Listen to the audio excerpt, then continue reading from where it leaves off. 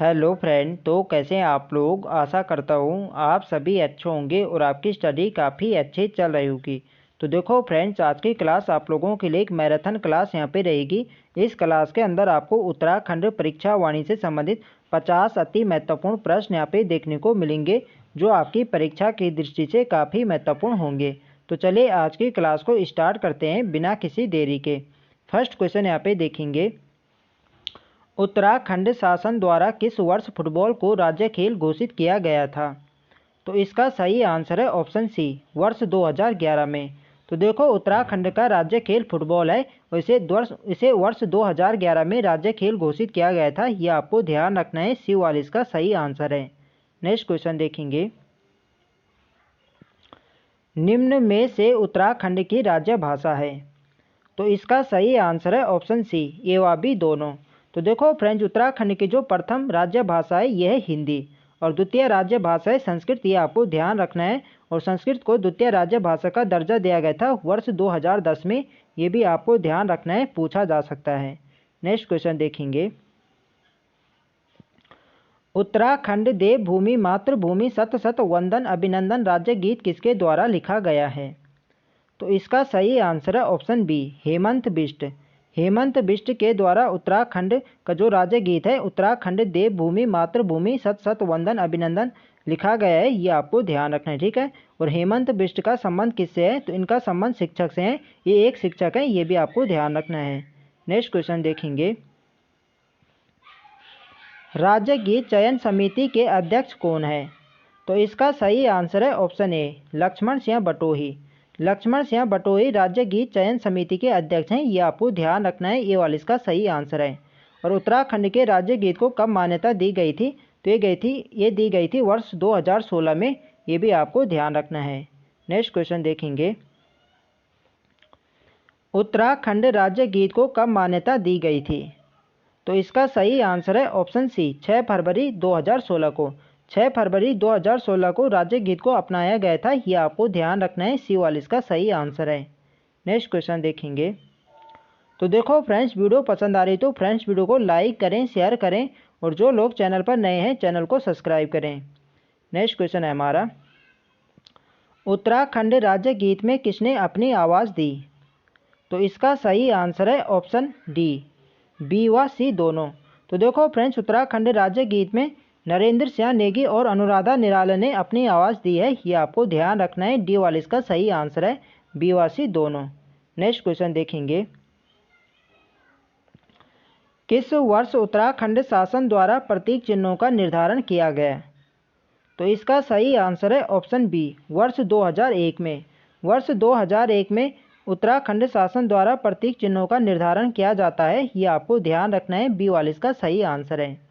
Next question देखेंगे, राजकीय चिन्ह किस रूप में है। तो इसका सही आंसर है ऑप्शन सी, समचतुर्भुज आकार का। तो देखो फ्रेंड्स, जिसका प्रयोग शासकीय कार्यों में किया जाता है राजकीय चिन्ह, इसका जो आकार है यह है समचतुर्भुज। इस प्रकार का हमारे यहाँ पे राजकीय चिन्ह है और इसका आकार है समचतुर्भुज। ये आपको ध्यान रखना है, इंपॉर्टेंट है एग्जाम की दृष्टि से। नेक्स्ट क्वेश्चन देखेंगे, राज्य पशु कस्तूरी मृग का वैज्ञानिक नाम क्या है। तो इसका सही आंसर है ऑप्शन ए, मास्कस काइसोगास्टर। मास्कस काइसोगास्टर राज्य पशु कस्तूरी मृग का वैज्ञानिक नाम है। ये आपको ध्यान रखना है, ये वाला इसका सही आंसर है। नेक्स्ट क्वेश्चन देखेंगे, निम्न में से कस्तूरी मृग किस परिवार का सदस्य है। तो इसका सही आंसर है ऑप्शन बी, मौसीडे कुल का। कस्तूरी मृग मौसीडे कुल का सदस्य है। ये आपको ध्यान रखना है, बी वाला इसका सही आंसर है। नेक्स्ट क्वेश्चन देखेंगे, राज्य के जंगलों में कस्तूरी मृग कितने मीटर की ऊंचाई पर पाए जाते हैं। तो इसका सही आंसर है ऑप्शन बी, 3600 से 4400 मीटर। देखो फ्रेंड्स, राज्य के जंगलों में कस्तूरी मृग 3600 से 4400 की मीटर की हाइट पर पाए जाते हैं। ये आपको ध्यान रखना है, बी वाला इसका राइट आंसर है। नेक्स्ट क्वेश्चन देखेंगे, मादा कस्तूरी मृग की गर्भधारण अवधि होती है। तो देखो फ्रेंड्स, जो मादा कस्तूरी मृग होते हैं इसकी गर्भधारण अवधि होती है 6 माह। बी वाले इसके यहाँ पे सही आंसर होगा, 6 माह कस्तूरी मृग की गर्भधारण अवधि होती है। ये आपको ध्यान रखना है। नेक्स्ट क्वेश्चन देखेंगे, रासायनिक रूप में कस्तूरी है?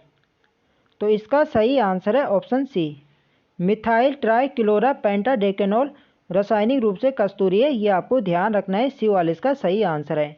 और कस्तूरी किससे प्राप्त किया जाता है? तो कस्तूरी केवल नर मृग से प्राप्त किया जाता है, ये भी आपको ध्यान रखना है। और कितने अंतराल के बाद किया जाता है? तो 3 साल के अंतराल में कस्तूरी यहाँ पे प्राप्त की जाती है, लगभग 30 से 45 ग्राम, ये भी आपको ध्यान रखना है। नेक्स्ट क्वेश्चन देखेंगे, किन रोगों के औषधि के रूप में कस्तूरी का प्रयोग किया जाता है? तो इसका सही आंसर है ऑप्शन डी, दमा व निमोनिया, बांकायूरिस व मिर्गी और हृदय संबंधी रोग के लिए कस्तूरी मृग का उपयोग किया जाता है, ये आपको ध्यान रखना है। डी वाले इसका सही आंसर है, उपरोक्त सभी। नेक्स्ट क्वेश्चन देखेंगे, कस्तूरी मृग संरक्षण हेतु कस्तूरी मृग विहार की स्थापना कब की गई? तो इसका सही आंसर है ऑप्शन बी, वर्ष 1972 में। वर्ष 1972 में कस्तूरी मृग संरक्षण हेतु कस्तूरी मृग विहार की स्थापना की गई थी, ये आपको ध्यान रखना है। बी वाले इसका सही आंसर है। नेक्स्ट क्वेश्चन देखेंगे, सर्वाधिक कस्तूरी मृग वाला अस्कोट वन्य जीव विहार स्थित है? तो सर्वाधिक जो कस्तूरी मृग पाए जाते हैं, ये पाए जाते हैं कि अस्कोट वन्य जीव विहार में, और ये आपके पिथौरागढ़ जनपद में है, ये आपको ध्यान रखना है, ठीक है। और इसकी स्थापना कब होती है? तो इसकी स्थापना होती है वर्ष 1986 में, ये भी आपको ध्यान रखना है, कई बार एग्जाम में पूछा जा चुका है। नेक्स्ट क्वेश्चन देखेंगे, और यदि इसके क्षेत्रफल की बात करें तो इसका लगभग क्षेत्रफल है 600 वर्ग किलोमीटर, इसका कुल क्षेत्रफल है, ये भी आपको ध्यान रखना है। वर्ष 1986 में इसकी स्थापना होती है और 600 वर्ग किलोमीटर अस्कोट वन्य जीव विहार का क्षेत्रफल है, ये भी आपको ध्यान रखना है, ठीक है। और सर्वाधिक कस्तूरी मृग जो है ये इसी वन्य जीव विहार में पाए जाते हैं, ये भी आपको ध्यान रखना है। नेक्स्ट क्वेश्चन है हमारा, कांचुला खर्क में कस्तूरी मृग संरक्षण एवं प्रजनन केंद्र की स्थापना की गई? तो इसका सही आंसर है ऑप्शन डी, वर्ष 1982 में। तो देखो फ्रेंड्स, कई बार एग्जाम में क्वेश्चन बन चुका है कि कांचुला खर्क क्या है। तो कांचुला खर्क आपके कस्तूरी मृग संरक्षण एवं प्रजनन केंद्र है, और इसकी स्थापना होती है वर्ष 1982 में। और यह आपके किस जनपद में है? तो यह आपके चमोली जनपद में है, ये भी आपको ध्यान रखना है। नेक्स्ट क्वेश्चन देखेंगे, निम्न में से किस वर्ष मेहरुरी कस्तूरी मृग विहार की स्थापना की गई? तो इसका सही आंसर है ऑप्शन सी, वर्ष 1977 में। वर्ष 1977 में मेहरुरी कस्तूरी मृग विहार की स्थापना होती है, ये आपको ध्यान रखना है। सी वाले इसका सही आंसर है। नेक्स्ट क्वेश्चन देखेंगे, किस राज्य में ब्रह्म कमल को दूधा फूल कहा जाता है? तो इसका सही आंसर है ऑप्शन सी, हिमाचल प्रदेश में। हिमाचल प्रदेश में ब्रह्म कमल को दूधा फूल कहा जाता है, ये आपको ध्यान रखना है। सी वाले इसका सही आंसर है। नेक्स्ट क्वेश्चन देखेंगे, नेपाल में ब्रह्म कमल को कहा जाता है? तभी हमने देखा हिमाचल प्रदेश में ब्रह्म कमल को दूधा फूल कहा जाता है, और नेपाल में ब्रह्म कमल को टोपा गोला कहा जाता है, ये आपको ध्यान रखना है, इंपॉर्टेंट है एग्जाम की दृष्टि से। नेक्स्ट क्वेश्चन देखेंगे, पूरे विश्व में ब्रह्म कमल की कितनी प्रजातियां पाई जाती हैं? तो इसका सही आंसर है ऑप्शन बी, 210। देखो फ्रेंड्स, उत्तराखंड में ब्रह्म कमल की 24 प्रजातियां पाई जाती है, और विश्व में इसकी 210 प्रजातियां पाई जाती है, ये आपको ध्यान रखना है। बी वाले इसका सही आंसर है। नेक्स्ट क्वेश्चन देखेंगे, महाभारत के वन पर्व में ब्रह्म कमल को कहा गया है? तो इसका सही आंसर है ऑप्शन बी, सौगंधिक पुष्प। महाभारत के वन पर्व में ब्रह्म कमल को सौगंधिक पुष्प कहा गया है, ये आपको ध्यान रखना है। बी वाले इसका सही आंसर है। और स्थानीय भाषा में ब्रह्म कमल को क्या कहा जाता है? तो स्थानीय भाषा में ब्रह्म कमल को कौल पद्म कहा जाता है, ये भी आपको ध्यान रखना है। यदि स्थानीय भाषा में पूछा जाए तो स्थानीय भाषा में कौल पद्म, और महाभारत के वन पर्व में से सौगंधिक पुष्प कहा गया है, ये आपको ध्यान रखना है। नेक्स्ट क्वेश्चन देखेंगे, कस्तूरी मृग का मुख्य भोजन है? तो इसका सही आंसर है ऑप्शन बी, केदारपाती। केदारपाती कस्तूरी मृग का मुख्य भोजन है, ये आपको ध्यान रखना है। बी वाले इसका सही आंसर है। नेक्स्ट क्वेश्चन देखेंगे, भारत में बुरांश की कितनी प्रजाति पाई जाती है? तो इसका सही आंसर है ऑप्शन सी 87। भारत में बुरांस की 87 प्रजातियां पाई जाती है, ये आपको ध्यान रखना है। बी 42 का सही आंसर है। नेक्स्ट क्वेश्चन देखेंगे, बुरांस का वनस्पतिक नाम है। तो बुरांस का वनस्पतिक नाम है रोडोडेंड्रोन अर्बोरियम, इसका वनस्पतिक नाम है, ये आपको ध्यान रखना है। बी 42 का सही आंसर है। नेक्स्ट क्वेश्चन देखेंगे, निम्न में से बुरांस किस कुल का वृक्ष है। तो बुरांस आपका एरिकेसई कुल का वृक्ष है, ये आपको ध्यान रखना है। बी 42 का सही आंसर है। यदि ब्रह्म कमल पूछा जाए कि ब्रह्म कमल आपके किस कुल का पौधा है, तो ब्रह्म कमल आपका एस्ट्रेसी कुल का है और बुरांस आपका एरिकेसई कुल का वृक्ष है, ये आपको ध्यान रखना है। नेक्स्ट क्वेश्चन देखेंगे, निम्न में से बुरांस खिलने की अवधि है। तो बुरांस खिलता है आपका फरवरी से अप्रैल के मध्य। फरवरी से अप्रैल के मध्य बुरांस खिलता है, ये आपको ध्यान रखना है। ए 42 का सही आंसर है। यदि ब्रह्म कमल की बात करें तो ब्रह्म कमल खिलता है आपका जुलाई से सितंबर के मध्य, ये भी आपको ध्यान रखना है। ठीक है, तो इनमें आपको कंफ्यूज नहीं होना है। यदि ब्रह्म कमल पूछा जाए तो ब्रह्म कमल खिलता है जुलाई से सितंबर के महीने और बुरांस खिलता है आपके फरवरी से अप्रैल के मध्य, ये आपको ध्यान रखना है। नेक्स्ट क्वेश्चन देखेंगे, बुरांस के अवैध कटान के कारण किस वर्ष संरक्षित वृक्ष घोषित किया गया। तो इसका सही आंसर है ऑप्शन बी, वर्ष 1974 में। वर्ष 1974 में बुरांस के अवैध कटान के कारण इसे संरक्षित वृक्ष घोषित किया गया था, ये आपको ध्यान रखना है। बी 42 का सही आंसर है। नेक्स्ट क्वेश्चन देखेंगे, मोनाल का वैज्ञानिक नाम है। तो मोनाल का वैज्ञानिक नाम है लोपोफोरस इम्पीजेनस। लोपोफोरस इम्पीजेनस मोनाल का वैज्ञानिक नाम है, ये आपको ध्यान रखना है। ए 42 का सही आंसर है। नेक्स्ट क्वेश्चन देखेंगे, उत्तराखंड के अलावा मोनाल किस राज्य का राज्य पक्षी है। तो उत्तराखंड के अलावा मोनाल हिमाचल प्रदेश का राज्य पक्षी है, ये आपको ध्यान रखना है। ठीक है, उत्तराखंड और हिमाचल प्रदेश का राज्य पक्षी मोनाल ही है, ये आपको ध्यान रखना है। ठीक है, और यह किस देश का राष्ट्रीय पक्षी है। तो नेपाल देश के यहाँ राष्ट्रीय पक्षी है, ये भी आपको ध्यान रखना है। नेपाल देश का तो यह राष्ट्रीय पक्षी है और उत्तराखंड और हिमाचल प्रदेश का यह राज्य पक्षी है, ये आपको ध्यान रखना है। नेक्स्ट क्वेश्चन देखेंगे,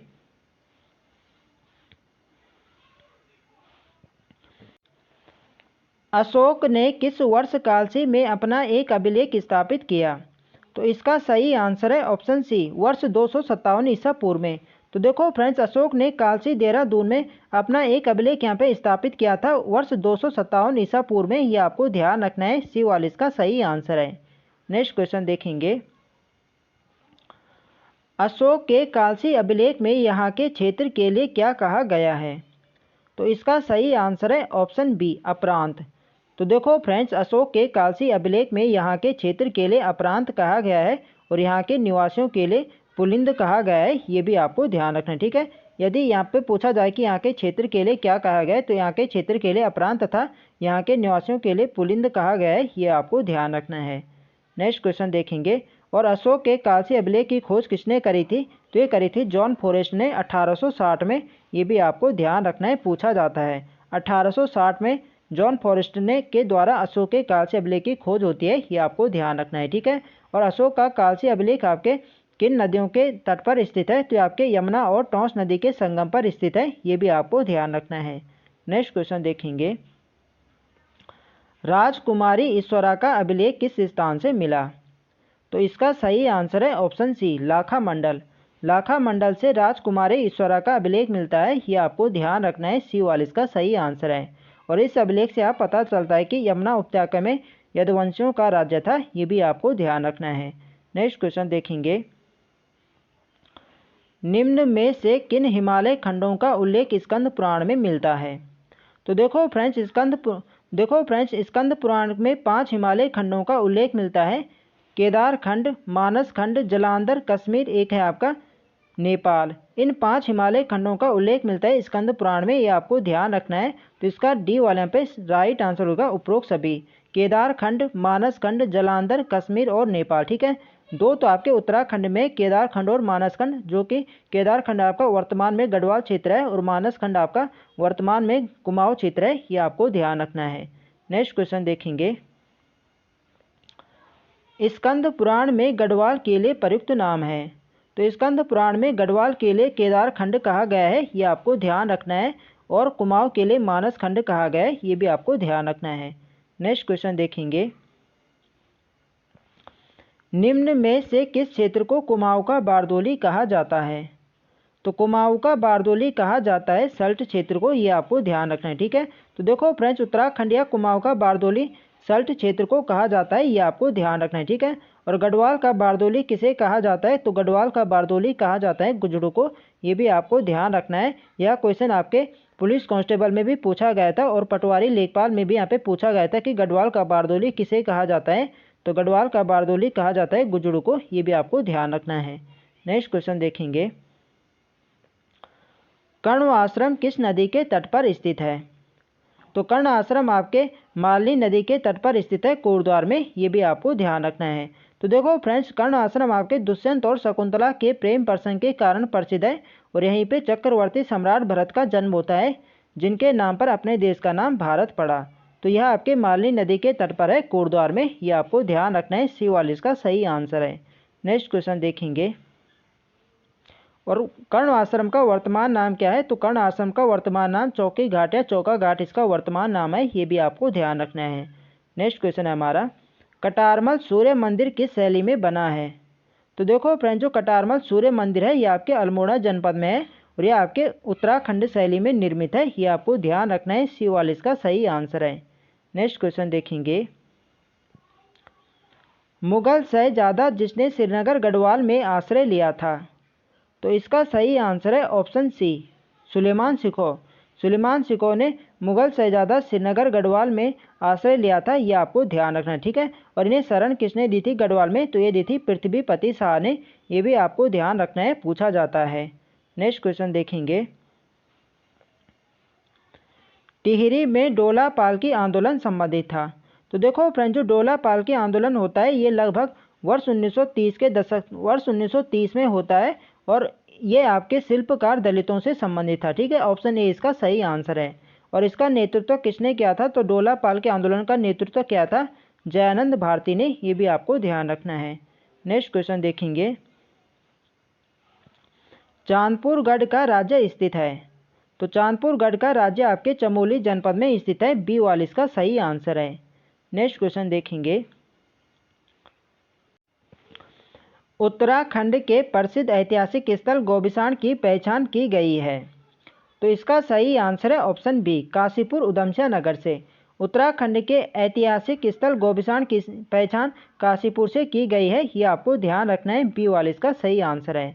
और मोर ध्वज की गई आपकी कोटद्वार से और कुब्जा मर की गई है ऋषिकेश से, ये आपको ध्यान रखना है। ठीक है, कुब्जा मर के वीरभद्र ऋषिकेश, मोरध्वज कोटद्वार और गोबिसाण काशीपुर से की गई है, ये भी आपको ध्यान रखना है। नेक्स्ट क्वेश्चन देखेंगे, प्रसिद्ध गुफा शैलचित्र लाखों गुफा स्थित है? तो लाखों गुफा आपके अल्मोड़ा जनपद में है और यह गुफा आपके सुयाल नदी के तट पर है, ये भी आपको ध्यान रखना है। ठीक है, और इस गुफा की खोज MP जोशी ने करी थी वर्ष 1968 में, ये भी आपको ध्यान रखना है। नेक्स्ट क्वेश्चन देखेंगे, ग्वारखा गुफा किस नदी के तट पर स्थित है? तो ग्वारखा गुफा आपके चमोली जनपद में है और यह गुफा आपके अलकनंदा नदी के तट पर है। ठीक है, ये आपको ध्यान रखना है। सी वाला इसका सही आंसर है। और ग्वारखा गुफा को खोजने का श्रेय किसे जाता है? तो ये जाता है राकेश भट्ट को, ये भी आपको ध्यान रखना है। नेक्स्ट क्वेश्चन देखेंगे, अल्मोड़ा कांग्रेस की स्थापना किस वर्ष हुई? तो अल्मोड़ा कांग्रेस की स्थापना होती है वर्ष 1912 में, ये आपको ध्यान रखना है। डी वाला इसका सही आंसर है। नेक्स्ट क्वेश्चन देखेंगे, सरला बहन का मूल नाम था? तो देखो फ्रेंड, जो सरला बहन थी यह गांधी जी की विदेशी शिष्या थी जो कि इंग्लैंड की मूल निवासी थी। इनका जो वास्तविक नाम था ये था कैथरीन हैलीमन या कैथरीन हाइलामन, इनका मूल नाम था, ये आपको ध्यान रखना है। बी वाला इसका सही आंसर है। नेक्स्ट क्वेश्चन देखेंगे, और कौसानी में लक्ष्मी आश्रम की स्थापना किसने करी थी? तो कौसानी में लक्ष्मी आश्रम की स्थापना सरला बहन ने ही करी थी, ये भी आपको ध्यान रखना है, एग्जाम में क्वेश्चन बन चुका है। नेक्स्ट क्वेश्चन है हमारा, अल्मोड़ा में होम रूल लीग की स्थापना किस वर्ष हुई? तो अल्मोड़ा में होम रूल लीग की स्थापना होती है वर्ष 1914 में, ये आपको ध्यान रखना है। बी वाला इसका सही आंसर है। नेक्स्ट क्वेश्चन देखेंगे, कुमाऊं परिषद की स्थापना किस वर्ष हुई? तो इसका सही आंसर है ऑप्शन डी, वर्ष 1916। वर्ष 1916 में कुमाऊं परिषद की स्थापना होती है, यह आपको ध्यान रखना है। डी वाला इसका सही आंसर है। और कांग्रेस में इसका विलय कब होता है? तो कांग्रेस में इसका विलय होता है वर्ष 1926 में, यह आपको ध्यान रखना है। ठीक है, वर्ष 1916 में तो इसकी स्थापना होती है और वर्ष 1926 में इसका विलय कांग्रेस में कर दिया जाता है, यह आपको ध्यान रखना है। नेक्स्ट क्वेश्चन देखेंगे, स्वतंत्रता आंदोलन में राज्य से जेल जाने वाले प्रथम व्यक्ति कौन थे? तो स्वतंत्रता आंदोलन में राज्य से जेल जाने वाले प्रथम व्यक्ति थे मोहन श्याम मेहता, ये आपको ध्यान रखना है। सी वाले इसका सही आंसर है। यदि पहली महिला पूछी जाए तो पहली महिला आपकी बिश्नी देवी शाह है, ये भी आपको ध्यान रखना है। ठीक है, और मोहन श्याम मेहता का संबंध किस जनपद से है? तो इनका संबंध है बागेश्वर से। बिश्नी देवी शाह का भी बागेश्वर जनपद से है और मोहन श्याम मेहता का संबंध भी बागेश्वर जनपद से है, ये आपको ध्यान रखना है। नेक्स्ट क्वेश्चन देखेंगे और आज की वीडियो का हमारा अंतिम प्रश्न है, बिश्नी देवी शाह कौन थी? तो इसका सही आंसर है ऑप्शन डी, स्वतंत्रता सेनानी। बिश्नी देवी शाह स्वतंत्रता सेनानी थी, यह आपको ध्यान रखना है। डी वाले इसका सही आंसर है। तो फ्रेंड्स, ये थे आज हमारे अति महत्वपूर्ण प्रश्न। तो आई होप आपको वीडियो अच्छी लगे। तो फ्रेंड्स, वीडियो को लाइक करें, शेयर करें और जो लोग चैनल पर नए हैं चैनल को सब्सक्राइब करें। मिलते हैं नेक्स्ट वीडियो में, तब तक के लिए जय हिंद दोस्तों।